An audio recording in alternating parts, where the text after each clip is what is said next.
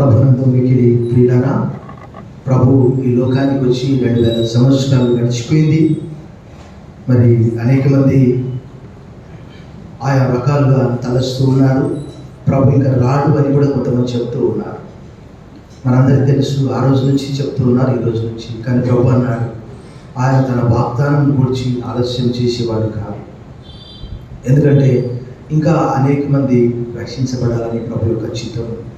The lord is long suffering that all should come to repentance. అందరూ కూడా మారుమనసు పొందవాలని ఆయన చిత్తమై ఉంటుంది. ఏ ఒక్కరు నశించడము ఆయన చిత్తం కాదు. అయితే పేతురు రాసిన 2వ పత్రికలో ఒక చక్కటి లేఖన భాగము 3వ అధ్యాయంలో ఇలా రాయబడి ఉన్నది. ఈ లోక అంతము ప్రారంభమైంది. ఆల్రెడీ యుద్ధాలు మనం చూస్తున్నాము, కరువు చూస్తున్నాము. ఈరోజు వార్తాపత్రికలు చూస్తే బ్రెజిల్లో కరువు, చుక్క నీరు లేదు, నదులన్నీ ఎండిపోతూ ఉన్నాయి. దేవుని వాక్యంలో అలా రాయబడి ఉన్నాయి. కరువులు, వరదలు, భూకంపాలు. ఒకనొక సందర్భంలో ఒక ఐలాండే మాయమైపోయిందట. అదేంటో మరి అక్కడ ఎంతమంది ఉన్నారో ఎవరికి తెలియదట. ఐలాండ్ మాయమైపోయింది. కారణం ఏంటంటే పెద్ద వరద వచ్చి కొట్టుకొని పోయిందట. ఇవన్నీ కూడా రాబోయే రోజుల్లో జరుగుతూనే ఉంటాయి. అయితే అవన్నీ కూడా పేతురు రాసిన 2వ పత్రికలో పేతురు గారు చాలా చక్కగా చెబుతూ 11-12 వచనాలు, ఇవన్నీ ఇట్లు లయమైపోవునవి కనుక ఆకాశములు రవులుకొని లయమైపోవునట్టు, పంచభూతములు మహావేంద్రంతో కరిగిపోవునట్టు దేవుని దినపు రాకడ వరకు కనిపెట్టచ్చు. చాలా మందికి హబక్కు గ్రంథం అంటేనే తెలియదు. ఏం కనిపెడతారు? విశేష సూచికలు వెళ్ళి చూడాల్సి వస్తుంది. మారునాథ, ప్రభా త్వరగా రమ్ము. పాపం పౌలు తిమోతి 1-2 తీతుకు రాసేంత వరకు ఆయన అనుకున్నాడు ఏంటి అంటే ప్రభు అప్పుడే వస్తాడని అనుకున్నాడు. కానీ ఆయనకు అర్థమైపోయింది ఆత్మచేత. తర్వాత అందుకొరకే సంఘము స్ట్రక్చర్ ఎలా ఉండాలనేది ఆయన రాశాడు. అంతకంటే ముందు ఆయన మారునాథ, ప్రభా త్వరగా అప్పుడే అనుకున్నాడు. అయితే పాపం ఆలస్యం అయిపోయింది కాబట్టి ఆయన అనుకున్నాడు ఏంటంటే సంఘం ప్రారంభించాలని. అందుకే దేవుని దినపు రాకడ వరకు కనిపెట్టచ్చు. చదవండి, దాన్ని ఆశతో అపేక్షించుచు మీరు పరిశుద్ధమైన ప్రవర్తనతోనూ భక్తితోనూ ఎంతో జాగ్రత్త గల వారై ఉండవలను. జాగ్రత్త సుమి. ప్రభు వచ్చినప్పుడు ఏ ఫారెన్ రెస్టారెంట్లో ఉండగలవు, ఏ సినిమాలో ఉండగలవు, నర్తకి సెంటర్లో. జాగ్రత్త. మరి దేవుని వాక్యంలో రాయబడింది కదా, మీరు అనుకోనని గడియలో మనుష్య కుమారుడు వచ్చుననే మాట యేసు ప్రభు వారు స్పష్టంగా మత్తయి సువార్త 24వ అధ్యాయం చివరి వచనంలో చెప్పాడు. ప్రభు ఎప్పుడు వస్తాడో తెలియదు, ఏ స్థితిలో మనం ఉంటామో తెలియదు. అందుకే దేవుని వాక్యంలో ప్రభు అన్నాడు, ఆయనను మనుష్య కుమారుడు భూమి మీదకి వచ్చినప్పుడు భూమి మీద ఆ విశ్వాసం కనుగొనునా.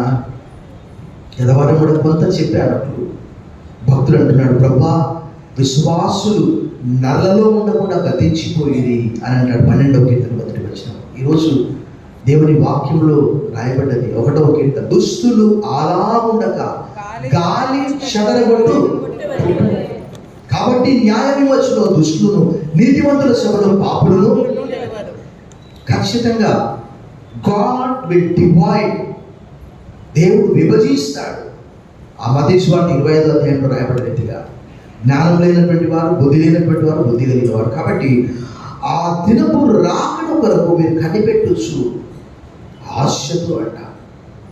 అందుకే పాట ఉంది కదా, రమ్ము రమ్ము యేసునాథ. ప్రకటన గ్రంథంలో కూడా అదే మాట రాయబడింది. పౌలు భక్తుడు అదే చెప్తాడు. కాబట్టి మనము ఈ లోకమునైనను లోకంలో ఉన్నవాటినైనా ప్రేమింపకుడి. లోకంలో ఉన్నదంతా ఏంటంట? శరీరాశ, నేత్రాశ, జీవము, డంబం. అవి తండ్రి వలన పుట్టినవి కాదు. లోకమును దాని ఆశలు గతించు కానీ దేవుని చిత్తమును జరిగించువాడు నిరంతరము. కొంతమంది రకరకాలుగా ఆలోచన చేసేవారు ఉన్నారు. ప్రభు రావడం ఆలస్యం అయిపోయింది, ఇంకా అన్ని చేస్తూ ఉంటారు. జాగ్రత్త సుమి. మీరు అనుకోనని గడియలో ప్రభు అక్కడ రాయబడ్డది. ఏ గడియలో వస్తాడో మనకు తెలియదు. కాబట్టి ఎప్పుడు అలాగని చెప్పి నిద్రపోకుండా ఉండేది. నిద్రపోండి, కానీ ఖచ్చితంగా తెస్సలోనిక సంఘంలో ఆ రోజు తెల్లబట్టలు వేసుకొని మీ దేవునికి ఎక్కి రా రా ప్రభా అంటే నువ్వు చెప్తే వస్తాడా?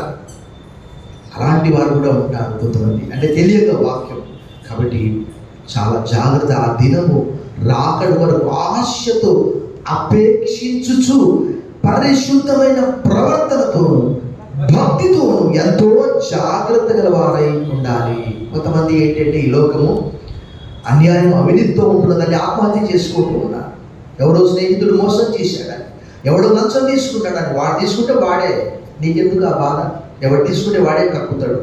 దేవుడి వాక్యం రాయబడి వారు ధనం మిగిలి ఉన్నారు, దేవుడు వారిని కక్కిస్తాడట.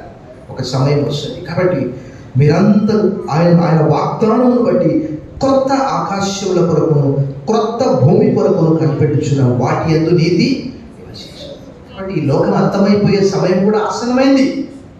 ఇక్కడే ఇంకా చాలా మంది వాక్యంలో కొంతమంది అంట తమ భూములకు వాళ్ళ పేరు పెట్టుకుంటారట. తరతరాలు ఇక్కడే ఉంటామండి, వాళ్ళ ఆలోచన. దేవుని వాక్యంలో 144 కింద వారందరూ నరులు కేవలం బట్టి ఊపిరి వంటి వారు, నీడ ఊపిరి అంతే. కాబట్టి ప్రభునందు మిక్కిలి ప్రియులారా, ప్రభువు చెప్పినటువంటి మాటలు తలస్తూ జాగ్రత్తగా ఆ యొక్క శరీరము ఆ యొక్క రక్తము మనము జ్ఞాపకం చేసుకుందాము. ప్రభు రాకడ సమీపమై ఉన్నది. తల వచ్చి ప్రార్థన చేసుకుందాం.